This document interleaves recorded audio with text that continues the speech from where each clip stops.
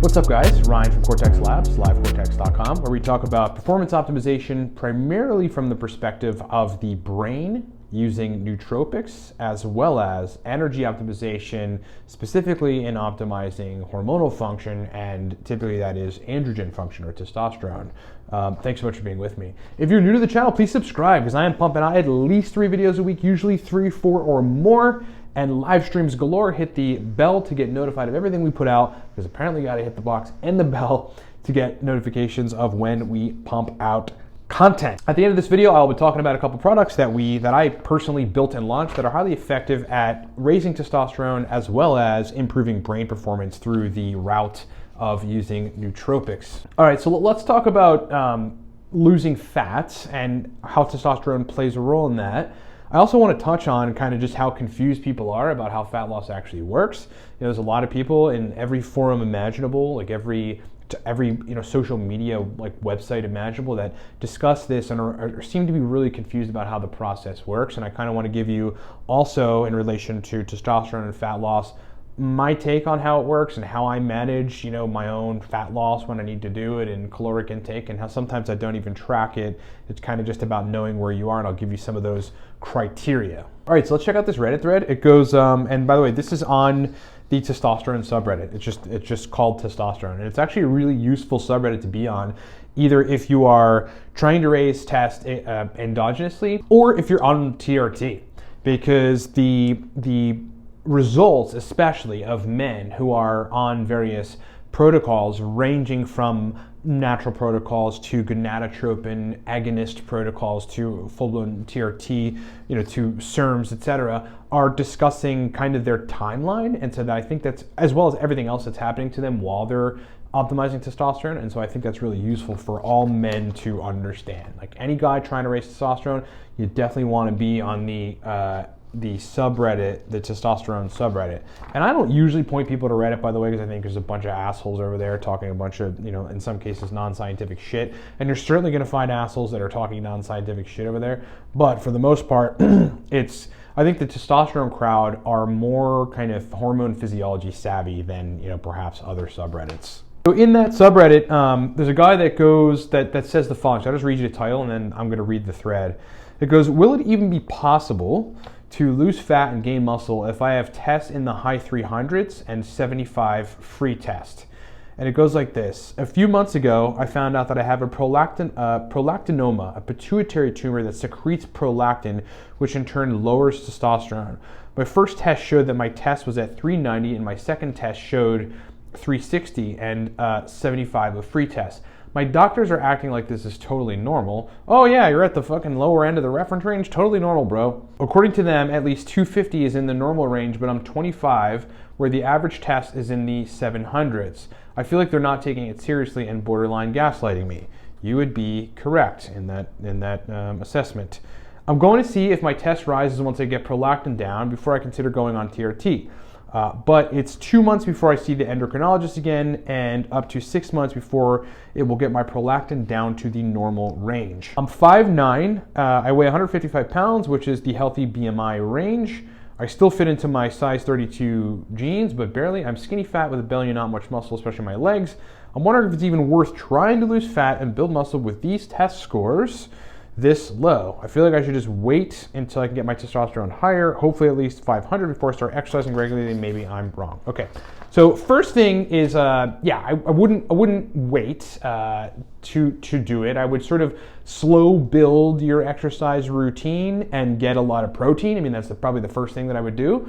I would certainly, in this particular case, because you have low tests, as you work toward raising testosterone, I'd be doing bulk cut bulk cycles instead of just full bulk and then cut cycles. Because if you're doing a full bulk, you're just going to get super fat right away. If you're doing bulk cut, you're kind of eating an excess of calories in the days that you're working out and maybe a few days after, and then you're kind of going into a deficit on your off days or your low intensity days so that you can sort of see what muscle you built in that time. At that time, that makes it so that you don't just blow up like a hot air balloon, and you can still actually put on muscle. So that'd be first thing that I would do. But at the same time, it's like your intensity leading into the point, your intensity is going to be a little less Like it'll have to be. You're not going to be able to build a whole lot of muscle and really lift a whole lot of weights and work out pretty substantially when your test is in, kind of the gutter, which it totally is. So let's just clarify that. I don't know if he goes in here about firing his doctor, but absolutely that's what I would do. Look, I've had experiences like this at the VA because I'm a vet.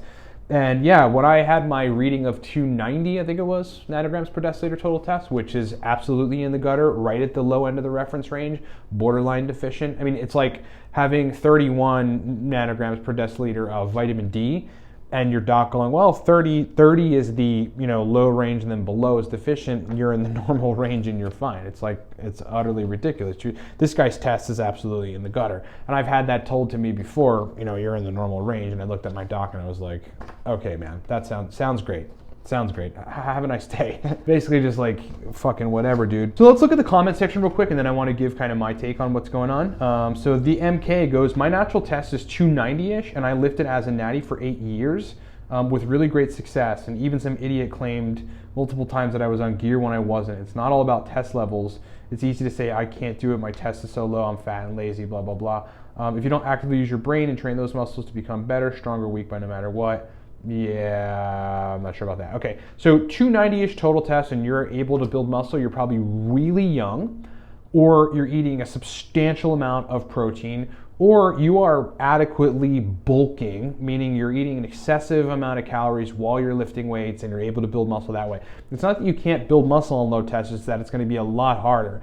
And the process of like determining whether or not food excess calories is going to be stored as fat instead of as muscle, the process of like your recovery, like how quickly you can get back in the gym and like you're recovered after a workout is going to definitely be different between the two scales. I would not aim to shoot for building muscle with 290 nanograms per deciliter total testosterone. You want to get that at least up to 600-700. OP says, there's definitely a lot of truth to what you say, but I've also heard that when you increase your test, fat just falls off of you even if you don't exercise and eat junk food. I'm honestly not sure what to believe.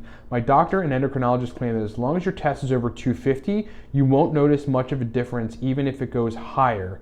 Yeah, sure, doc. If you go from 250 to 950 and then your free test goes to the high end of the reference range and maybe so does your estradiol, but that's like okay, you're not going to notice any libido or energy changes or erection quality changes. Like this fucking doctor is like literally got me pissed off reading this right now. And then there's other people on the sub that claim 500 is bare minimum and 900 plus is ideal. Honestly, don't know what to believe, but I'd be happy if I could get my numbers up to 500. Okay, so that's where I'm at. So let me couch it there and then let me kind of come and discuss like, what I think about this.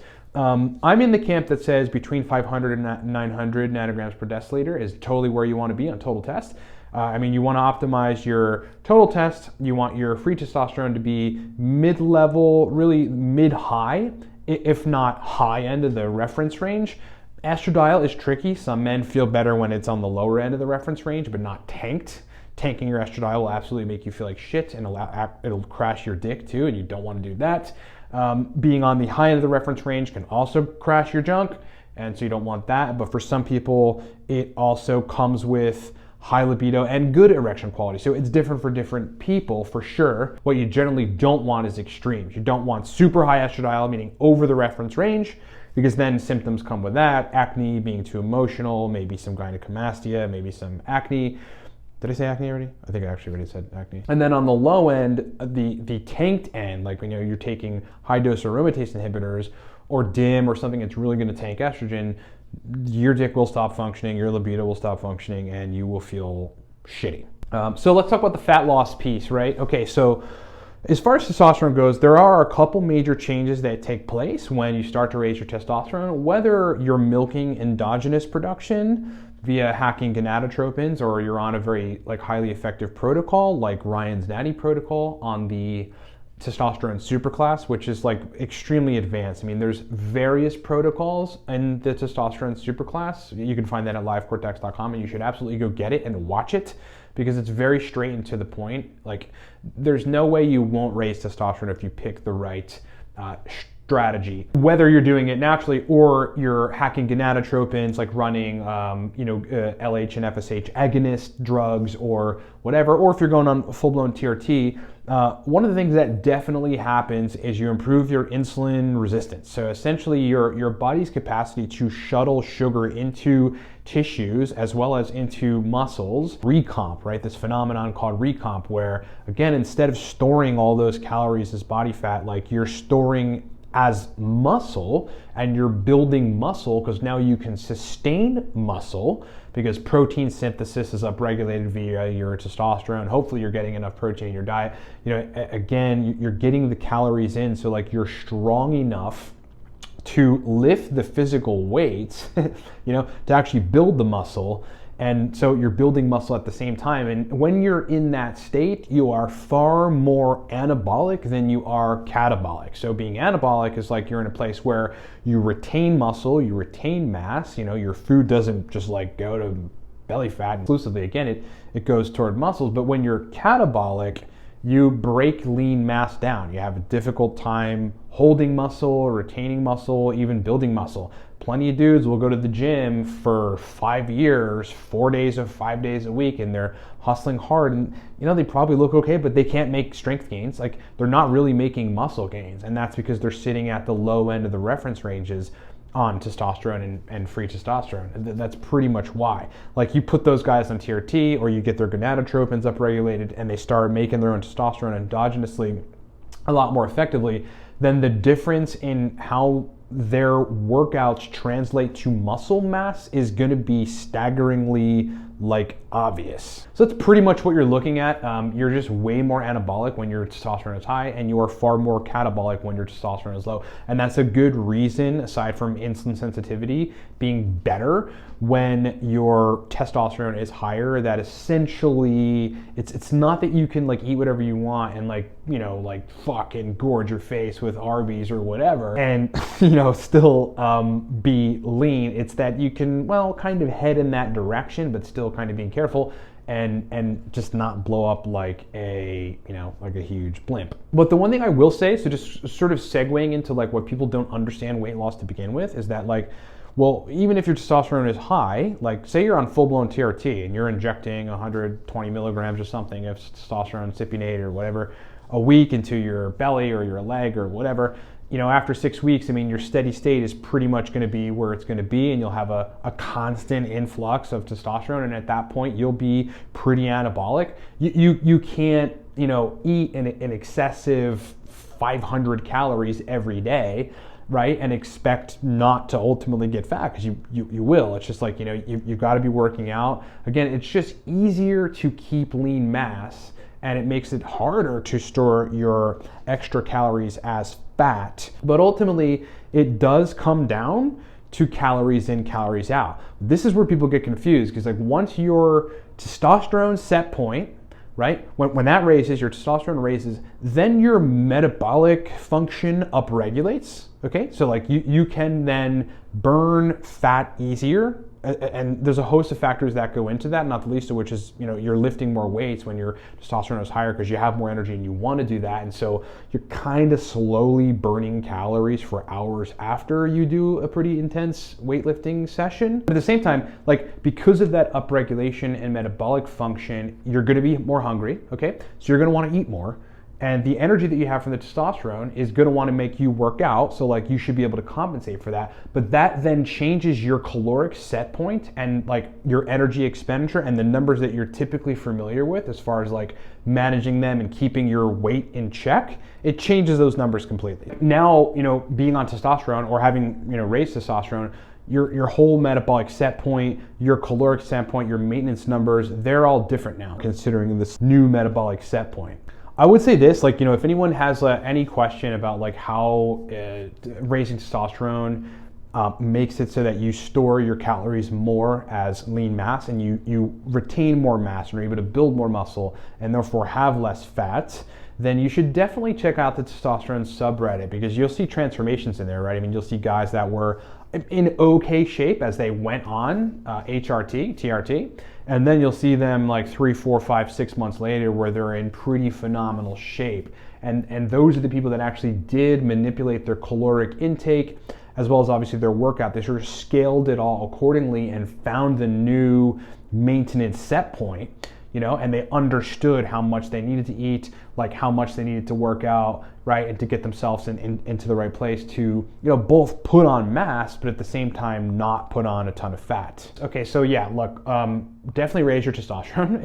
If your numbers are 290, 300, 400, 500, get them to 700, please. And once you get to 700, monitor your free testosterone and your estradiol, get them in the range for you.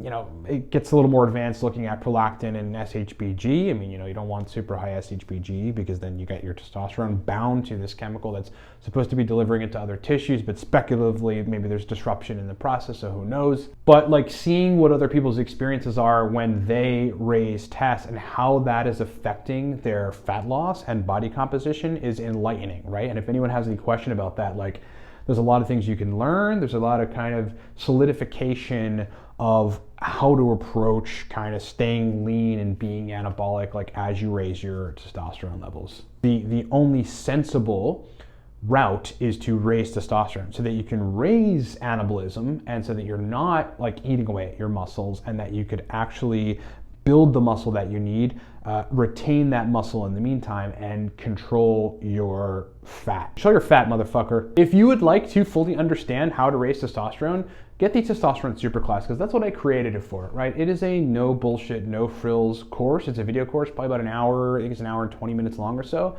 of me kind of chalkboard style showing you different ways to do it. There's a natty protocol. That's the protocol that I've been on and that I will be on. It's taken me many years to develop it. Ultimately, it's gotten better over the years. And so I'm on it now. It's absolutely supercharging my test. I will show you guys numbers soon. I'm going to get labs soon to show you where my test numbers on the natty protocol are. It's a very complex, multifaceted, many compound, deep protocol with also a side protocol on it that's hacking androgen receptors, making them more sensitive. So, you know, when you're actually binding to the right places and activating the androgenic response. But for some people, depending on their brain, specifically their hypothalamus, as well as their Leydig cell function, they may need to take a different route. They may need to have agonists of the LH and FSH receptors in the testicles so that they can make sperm and produce testosterone, you know, that way. And there are protocols in the Testosterone Superclass that show you how to do that pretty markedly. I mean, there'd be almost no chance that you won't raise your testosterone with the protocols in the Test Superclass. We talk about whether or not to get on TRT. I mean, I have nothing against it. People always say, Ryan, like, I guess you're anti-TRT because you talk about being natural all the time. I'm really not. Like, I will go on TRT. There's no question about it. I'm kind of looking forward to it at some point, but I'm just trying to milk endogenous as much as possible and understanding how the system works, right? From the gonadotropes to GnRH to pituitary down to the testicles and how to optimize that process. It makes it a lot easier to work and milk your own endogenous test, but I have nothing against TRT, and there's certain situations in which it makes total sense, right? So we kind of discuss those within the Testosterone Superclass. If you're looking to raise your test or learn more about this stuff, please go get that course. It's not very pricey right now. And if you use the coupon code 15 now, you'll save 15% off the price literally right now. So go get it, go download that video and start watching it ASAP, because the sooner you understand how to raise your testosterone, the sooner you can start, because it is kind of a long process. I mean, you know, there's no instant raises of testosterone with the exception of full-on injectable TRT.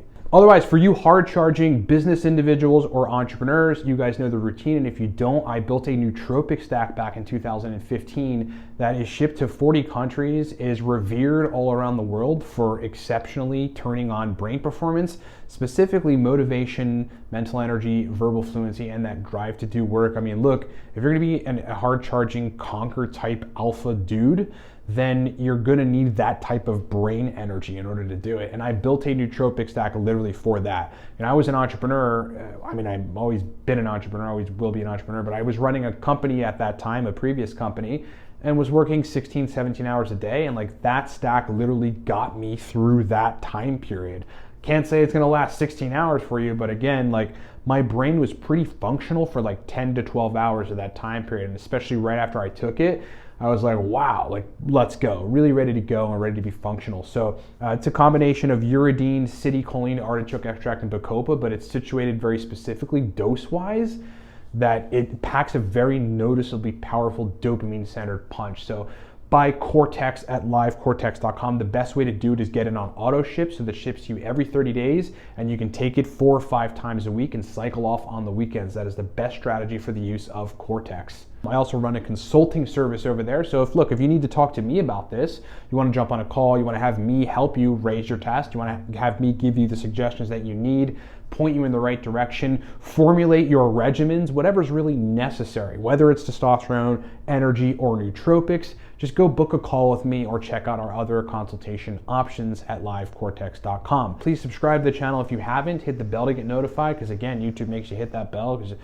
not enough to hit the subscribe box, you gotta hit the bell too. It's a pleasure chatting with you, and I will talk to you next time.